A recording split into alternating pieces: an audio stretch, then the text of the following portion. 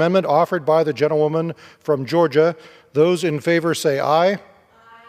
Those opposed say no. In the opinion of the chair, the noes have it. The amendment is not agreed to. For what purpose does the gentlewoman from Georgia seek recognition? I ask for a recorded vote. A recorded vote has been requested pursuant to Clause 6 of Rule 18. Further proceedings on the amendment by the gentlewoman from Georgia will be postponed. It is now in order to consider amendment number 21, printed in Part B of House Report 118-559. For what purpose does the gentlewoman from Wyoming seek recognition? Mr. Chairman, I have an amendment at the desk. The clerk will designate the amendment. Amendment number 21, printed in Part B of House Report number 118-559, offered by Ms. Hageman of Wyoming.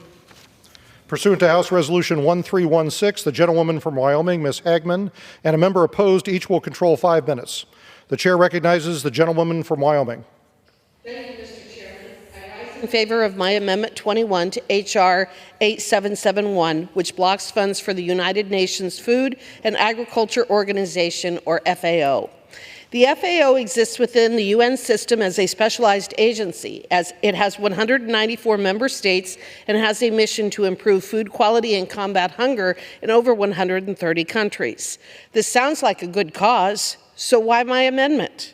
Simply, FAO is the current target of the Chinese Communist Party influence strategy within the multilateral system, facilitated by FAO Director General Qu Dongyu, a Chinese citizen and former Vice Minister of Agricultural and Rural Affairs of the CCP. It is no secret that the CCP is waging a multilateral influence operation with the intent to undermine the U.S. as a world power while reorienting the global system in its favor. Seeking to advance this cause by gaining legitimacy inside the UN, the CCP is targeting elections for leadership positions within these specialized agencies, then seeking to shift its policies in the CCP's favor. Over the course of the last 12 years, China has run the World Health Organization, UN Industrial Development Organization, International Civil and Aviation Organization, International Telecommunications Union, and now the FAO. In 2020, China nearly succeeded in its bid to lead the World Intellectual Property Organization, and all of these organizations coordinate in major sectors crucial for development of modern life. And yet I am concerned that the State Department is not taking these threats seriously and only engages with countering Chinese ascensions to these leadership positions when elections get down to the wire or if there is media scrutiny. It is time to step up and counter CCP influence. This starts by engaging with agencies to prevent CCP control. The U.S. contributes 22% of the FAO's regular budget compared to Chinese 12%. If we are going to foot the bill at international organizations, we should not do so at the expense of promoting the CCP. I urge my colleagues to support this amendment, and with that I reserve. Gentleman from Wyoming reserves. For what purpose does the gentlewoman from California seek recognition? Mr. Chairman, I claim time in opposition to this amendment. Gentlewoman from California is recognized for 5 minutes. I rise in opposition to this amendment, which would prohibit funding to the Food and Agriculture Organization because the agency head is a citizen of the People's Republic of China. The FAO Deputy Director General is a U.S. citizen, and there are numerous Americans in high-level positions across FAO, all elevating United States priorities and interests. Americans have always held one of these 3 Deputy Director General positions. 735 million people face hunger worldwide.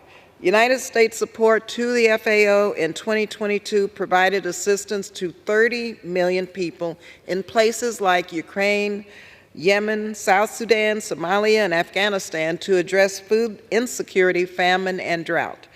FAO is also aggressively pursuing partnerships with American private sector companies working with Google on monitoring natural resources, Mars Inc. on antimicrobial resistance mitigation, and other on agribusiness.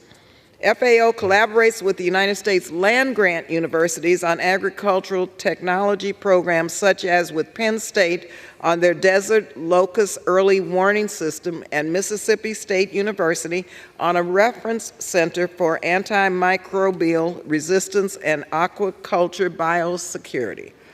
This amendment is another example of approaching the world as black and white. The FAO Director General was reelected last summer unopposed by the FAO membership. The United States pulling out from an organization that we have an interest in only is detrimental to us. Our ability to improve the operations of multilateral institutions and make sure their stances reflect our values hinges on the United States being an active, participating member of the organization. While I agree that reform should be considered regarding appointments at the UN, this is not the way to go about such a change. This amendment would reduce U.S. engagement in a United Nations agency based on where a leader is from. We need to pay our dues, contribute to UN agencies, and be an active participant. You don't have a say in what happens at the table if you're not at the table. I urge my colleagues to oppose this amendment, and I reserve the balance of my time. The gentlewoman from California reserves. The gentlewoman from Wyoming is recognized. I yield 30 seconds to the chairman. The gentleman is recognized. Thank you. I want to thank my colleague for bringing this important amendment to the floor. Look, the CCP's influence at the FAO, it's real. It's dramatic and it's real. And she mentioned in her opening statement, and I think she made a great job explaining it. So look, hey, if there's a change in leadership in that organization, maybe we can start supporting this organization. But there have to be consequences. And I'm grateful for my colleague for bringing this important amendment. I strongly support it. I yield back. Thank you, and I reserve. A gentlewoman from Wyoming reserves. Gentlewoman from California is recognized. Mr. Chairman, how can we counter CCP influence if we pull out of these organizations? We also agree that the United States should be more serious about leadership. But, yeah, we have to be there to do it. I urge a no vote on this amendment, and I yield back the balance of my time. Gentlewoman from California yields back. Gentlewoman from Wyoming is recognized.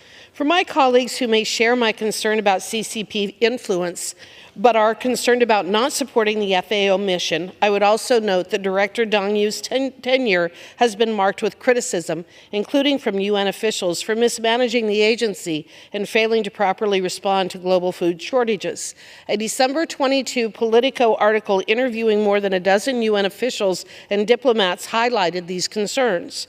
These officials criticized the top-down authoritarian management of the FAO, saying, quote, "It's not him, it's China," end quote, and quote, "I'm not convinced he would make a single decision without first checking in with the capital," end quote, referring to China.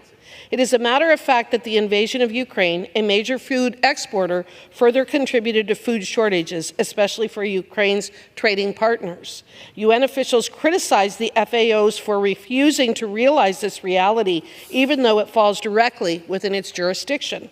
The concern got so bad that the U.S. and EU officials had to force an emergency meeting of the FAO Council. Under his watch, the priorities of the collective FAO have been sidelined for the Director General's priorities, which the West has warned are similar to China's Global Development Initiative. I would also note that according to the base text of this bill, there is precedent for such a policy, as Section 7048 restricts funds for a specialized agency chaired or presided over by a country which supports international terrorism. I urge my colleagues to support this amendment, and with that I yield back. The gentleman yields back. All time for debate having expired, the question is on the amendment offered by the gentlewoman from Wyoming. Those in favor so signify by saying aye. Aye. Those opposed say no. In the opinion of the chair, the ayes have it. The amendment is agreed to. Mr. Chairman, I ask for a recorded vote. Pursuant to Clause 6 of Rule 18, recorded vote has been requested, but